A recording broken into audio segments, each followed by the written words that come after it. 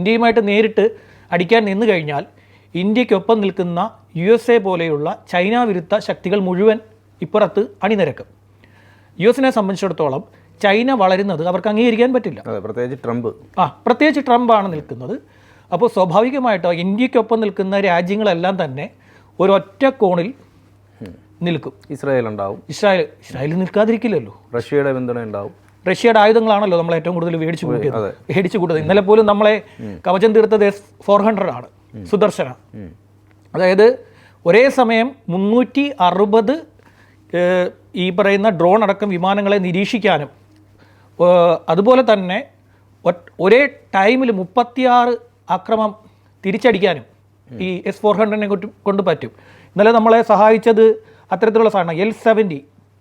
അത് ബൊഫോഴ്സ് വികസിപ്പിച്ച വിമാനമാണ്. താഴ്ന്നു പറക്കുന്ന മിസൈലുകളെല്ലാം തന്നെ തകർക്കാൻ പറ്റും. അത് തകർക്കും.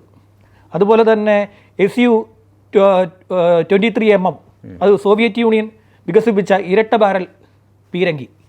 അത് ഏകദേശം 2.5 കിലോമീറ്ററാണ് അതിൻ്റെ പരിധി.